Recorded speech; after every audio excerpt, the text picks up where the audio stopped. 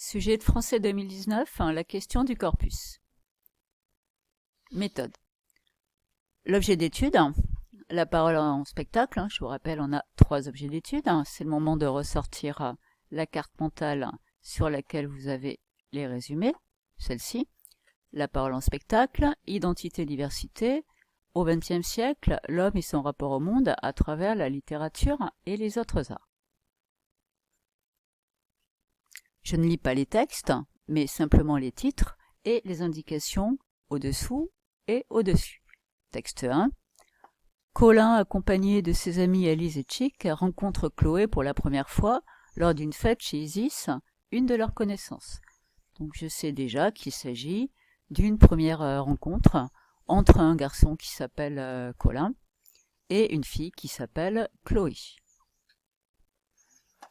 L'auteur, c'est Boris Vian, et c'est l'extrait d'un roman intitulé L'écume des jours de 1946. Le titre est toujours en italique de cette façon-là. Deuxième document, c'est encore un texte. Le titre, finissez vos phrases. On voit qu'il s'agit de théâtre, la présentation nous le montre. Qu'est-ce qu'on a comme indication ? Alors, nos personnages, Monsieur A, quelconque, ni vieux ni jeune, Madame B, même genre. Monsieur A, Madame B, personnage quelconque mais plein d'élan, comme s'ils étaient toujours sur le point de dire quelque chose d'explicite, explicite veut dire clair, se rencontrent dans une rue quelconque, devant la terrasse d'un café. Donc on sait déjà qu'il s'agit d'une rencontre entre un monsieur et une dame. En bas, l'auteur, Jean Tardieu, et le titre de la pièce, Finissez vos phrases ou Une heureuse rencontre de 1978. Dernier document, c'est une image. Et plus précisément, il s'agit d'une photographie. Réalisée à un spectacle de mime au Cercle. Alors le mime, c'est un spectacle de théâtre, on pourrait dire, sans parole. Et la photo date de 2012. Mes questions. Compétences de lecture. La première question traditionnelle, la présentation du corpus. Présenter brièvement le corpus, c'est-à-dire les 3 documents, en montrant son unité, ce qui est identique, ce qui est pareil, et ses différences. Je vous rappelle, on ne vous demande pas forcément les différences, souvent, mais pas forcément. Dans ce cas-là, il va falloir avoir des points communs et des différences. Analyse et interprétation. Ce qu'on voit et ce qu'on comprend. Première question sur le texte 1. Comment l'écriture montre-t-elle l'évolution des sentiments de Colin ? Bon, d'accord, l'écriture, ça va être un petit peu dur. Mais qu'est-ce que la question nous apprend ? Que Colin, il a des sentiments, et que ces sentiments, ils vont évoluer, ils vont changer entre le début et la fin du texte. Question 3. Souvent, cette question vous demande de mettre en relation les différents documents entre eux. En l'occurrence, il s'agit du texte 2 et du document 3. Au-delà des mots, de quelle manière les personnages parviennent-ils à communiquer ? Donc on sait, sans avoir lu les textes, qu'on a des personnages qui arrivent à communiquer et qu'ils utilisent autre chose que des mots. Je vais pouvoir m'atteler à ma première question, celle du corpus, qui est pratiquement la plus importante. Si vous arrivez à bien réaliser celle-là, vous avez tout compris dans le sujet en fait. Ah oui, excusez-moi, j'ai oublié. Évidemment, on va voir le sujet de rédaction. Selon vous, l'expression des émotions passe-t-elle nécessairement par la parole ? On constate que c'est évidemment en rapport avec le reste du sujet. Émotion, sentiment de Colin, parole, au-delà des mots, de quelle manière les personnages parviennent-ils à communiquer ? Donc si on comprend bien le sens de nos documents, on aura des exemples faciles à utiliser pour répondre à la question d'écriture. Donc maintenant, on attaque la question du corpus.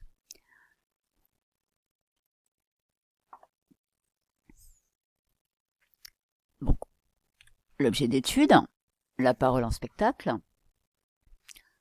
On se rappelle les 3 questions au programme. Donc on ressort les cartes mentales que je vous ai distribuées. Pour l'objet d'étude, la parole en spectacle, on nous demande de réfléchir à 3 questions. La première, dans le dialogue, utilisons-nous seulement des mots?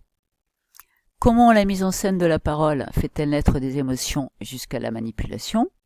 Et qu'apporte à l'homme d'hier et d'aujourd'hui la dimension collective de la mise en spectacle de la parole? Les mots importants dans chaque question, la première, c'est le dialogue. Quand on discute à deux, essentiellement, parce qu'on utilise simplement des mots. La deuxième, mise en scène de la parole, tout ce qui est spectacle, tout ce qui est autour de la parole, le décor, la musique, etc.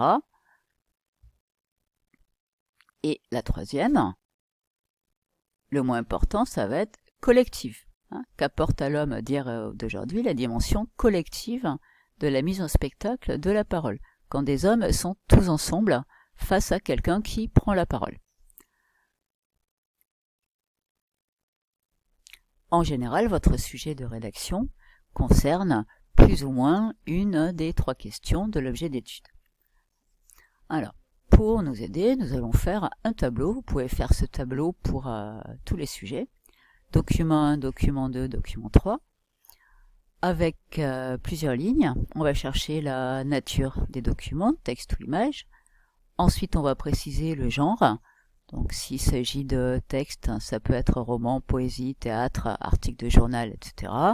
S'il s'agit d'une image, ça peut être une photographie, une peinture, un dessin, une caricature. L'objet d'étude, bon, on le connaît déjà, ici, c'est la parole en spectacle. On va le ramener. Ensuite, c'est à partir de ce moment-là, simplement, qu'on va lire et regarder tous les documents en détail. On va chercher pour chacun ce qu'on voit et ce qu'on comprend. Alors, on reprend notre sujet. On va commencer par chercher le genre pour chacun. Document 1, on a vu que c'était un texte.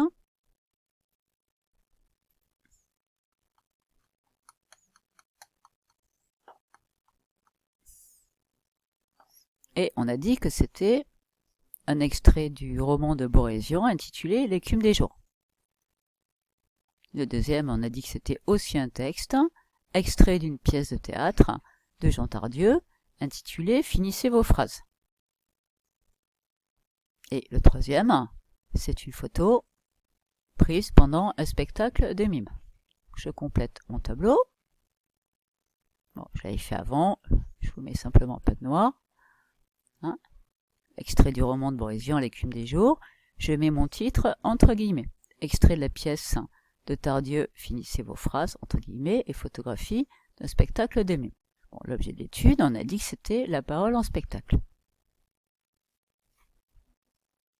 C'est à ce moment-là qu'on attaque vraiment la lecture des textes et qu'on regarde vraiment la photographie.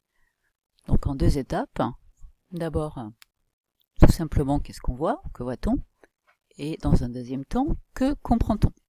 Donc là, vous faites une pause et vous allez étudier vos textes pour pouvoir répondre à ces questions. Bon, j'imagine que vous l'avez fait. Alors, qu'est-ce qu'on voit dans le premier document? Un garçon qui veut séduire une fille.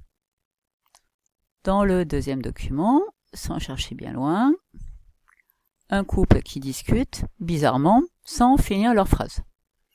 Et sur la photo, un couple face à face qui se touche par les mains. Je vois que dans les 3 documents, j'ai un garçon et une fille. Un garçon, une fille, un garçon, une fille, un garçon, une fille. Qu'est-ce qu'on comprend? Je reprends mon premier texte. Et normalement, j'ai compris qu'il était timide, qu'il n'osait pas, qu'il ne savait pas trop parler.